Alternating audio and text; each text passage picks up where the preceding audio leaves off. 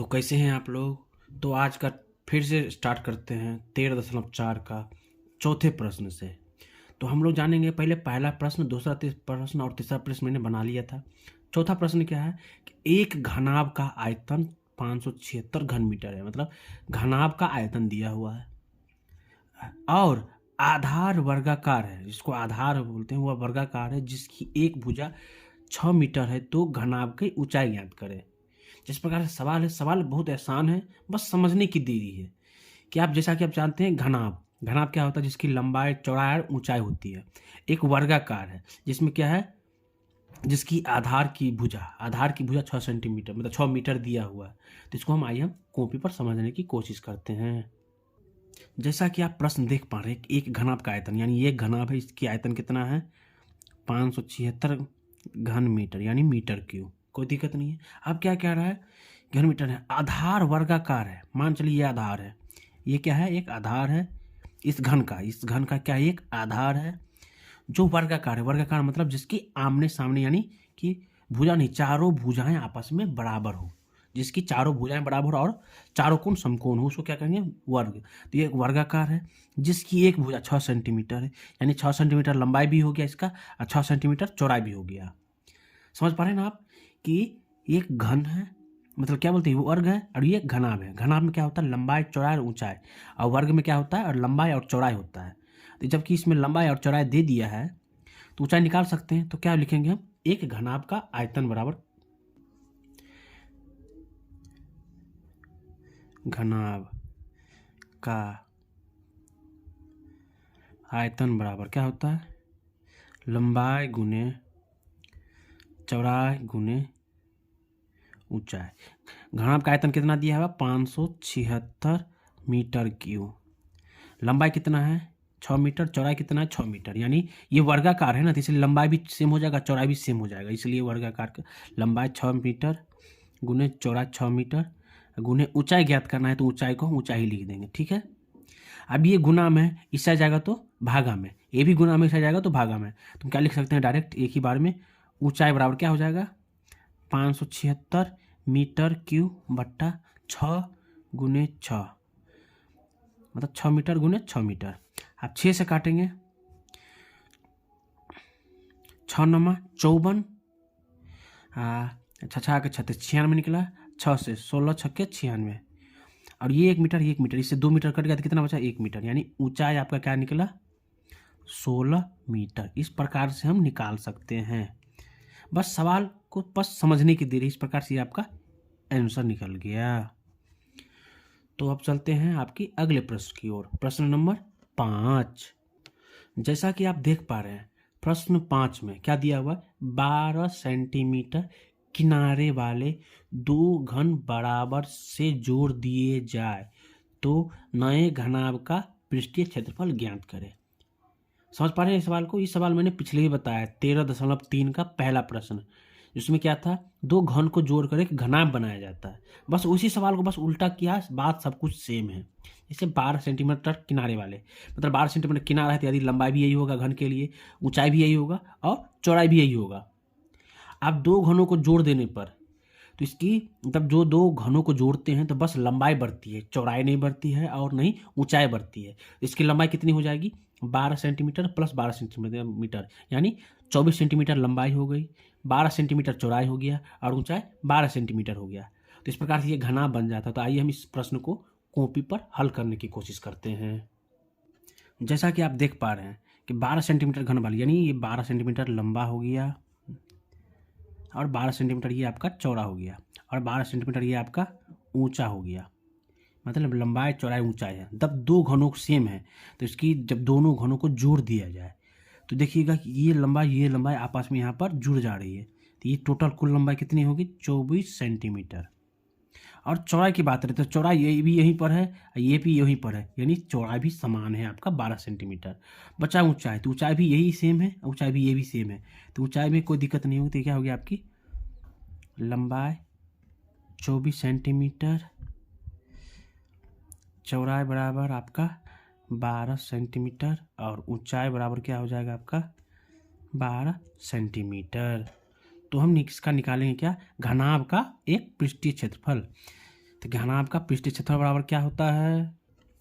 तो घनाभ का पृष्ठीय क्षेत्रफल बराबर क्या होता है? 2 गुने लंबाई गुने चौड़ाई प्लस चौड़ाई गुने ऊंचाई प्लस ऊंचाई गुने लंबाई। 2 गुने 24 गुने 12 प्लस 12 गुने 12 प्लस 12 गुने 24।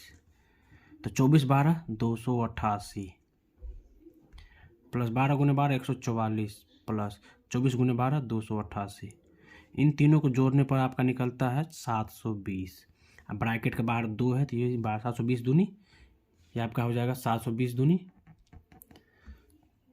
1440 सेंटीमीटर क्यूब। ये आपका घनाभ का संपूर्ण पृष्ठीय क्षेत्रफल बोलिए या वक्र पृष्ठीय क्षेत्रफल बोलिए, या आपका वक्र पृष्ठीय क्षेत्रफल हो गया। इस प्रकार से ये आंसर होगा आपका। तो चलते हैं इस प्रकार से अगले प्रश्न पर, क्वेश्चन नंबर 6। जैसा कि आप देख पा रहे हैं प्रश्न नंबर 6 मतलब प्रश्न वाली क्वेश्चन नंबर आपका 6। एक लड़का 2 लीटर दूध खरीदने गया, ठीक है।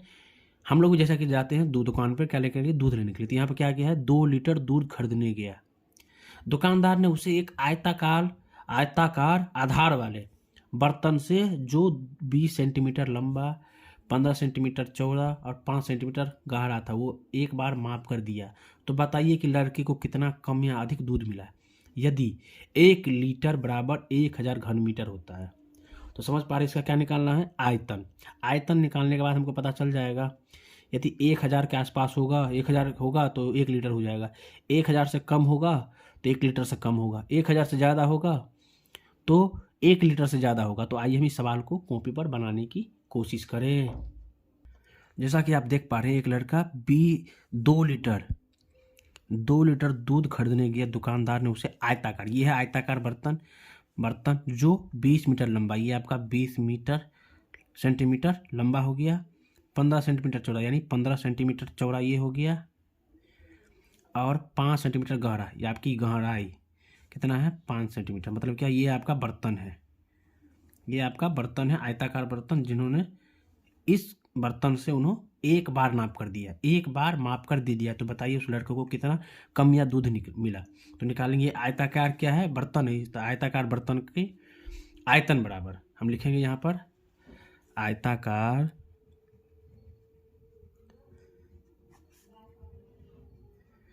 बर्तन की आयतन बराबर क्या होता है लंबाई गुने चौड़ाई गुने ऊंचाई। लंबाई कितनी है 20 सेंटीमीटर गुने चौड़ाई कितनी है 15 सेंटीमीटर गुने ऊंचाई कितनी है या गहराई 5 सेंटीमीटर।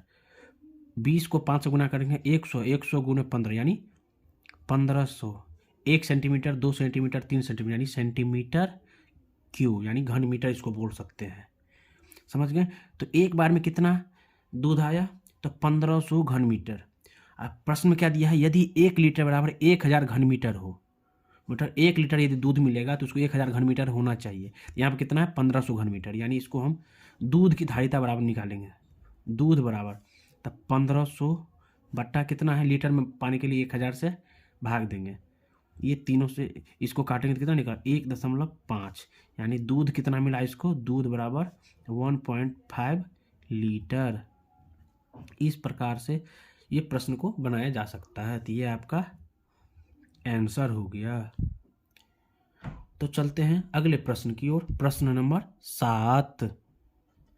जैसा कि आप देख पा रहे हैं प्रश्न नंबर 7 में क्या है एक तालाब की लंबाई, एक तालाब है जिसकी लंबाई 20 मीटर चौड़ाई 12 मीटर और गहराई 8 मीटर है, तथा एक दूसरे तालाब की लंबाई और चौड़ाई 20 मीटर, मतलब लंबाई भी 20 मीटर है चौड़ाई भी 20 मीटर ही है, 20 मीटर के बराबर है, तथा गहराई पहले तालाब के बराबर है। गहराई पहला तालाब क्या है गहराई 8 मीटर है, तो इसका भी गहराई कितना हो जाएगा 8 मीटर तालाब के बराबर है। तो किस तालाब में अधिक पानी अटेगा, तो दोनों में क्या निकालना है दोनों तालाब का आयतन निकालना है। तो आइए हम इस प्रश्न को कॉपी पर बनाने की कोशिश करते हैं। तो जैसा कि पहले तालाब की लंबाई 20 मीटर चौड़ाई 12 मीटर गहराई बोली या ऊंचाई बोली आपकी 8 मीटर है, ठीक है। दूसरे तालाब की लंबाई 20 मीटर और चौड़ाई भी 20 ही मीटर है, आप प्रश्न नहीं देख सकते हैं। और गहराई पहले के बराबर कितना है 8 मीटर, तो ये भी आपका 8 मीटर। तो निकालेंगे पहले तालाब का आयतन बराबर क्या होता है, लंबाई गुने चौड़ाई गुने ऊंचाई। तो लंबाई कितनी है 20 गुने 12 गुने 8, 1 मीटर 2 मीटर 3 मीटर यानी मीटर क्यूब। 20 को 12 से गुना करेंगे या 20 को 8 से गुना करेंगे, 20 8 160 गुने 12। अब इसको गुना करने की कोशिश करेंगे कैसे कितना होगा। तो 0 का 0, 12 छक्के 72 के 2 हासिल 7, 12 का 12 7 19, ये कितना निकला 1920 मीटर क्यूब। आप निकालेंगे दूसरे तालाब का आयतन बराबर क्या हो जाएगा, लंबाई गुने चौड़ाई गुने ऊंचाई। लंबाई कितनी है 20, चौड़ाई कितनी है 20 और ऊंचाई कितनी है 8 मीटर क्यूब। 20 का 20 से गुना करेंगे 400, 20 20 400 और 400 8 3200 मीटर क्यूब। तो इस प्रकार से कह सकते हैं हम किसकी ज़्यादा हो गई। तो आप आंसर से ही पता चलिए, वो आपको 1920 मीटर क्यूब, ये आपका हो गया 3200 मीटर क्यूब। तो इसका आंसर आएगा दूसरे तालाब में अधिक पानी हटेगा, पानी आएगा, ये आपका हो गया आंसर। तो यदि वीडियो आपको अच्छा लगा हो तो लाइक कीजिएगा। अब इस वीडियो को अपने दोस्तों के साथ शेयर कीजिएगा, जिससे ये सवाल ये प्रश्न उनसे भी बन सके। और इस चैनल पर आप लोग नए हैं तो चैनल को सब्सक्राइब कीजिएगा, लाइक कीजिएगा और वीडियो को ज़्यादा शेयर करने की कोशिश करें।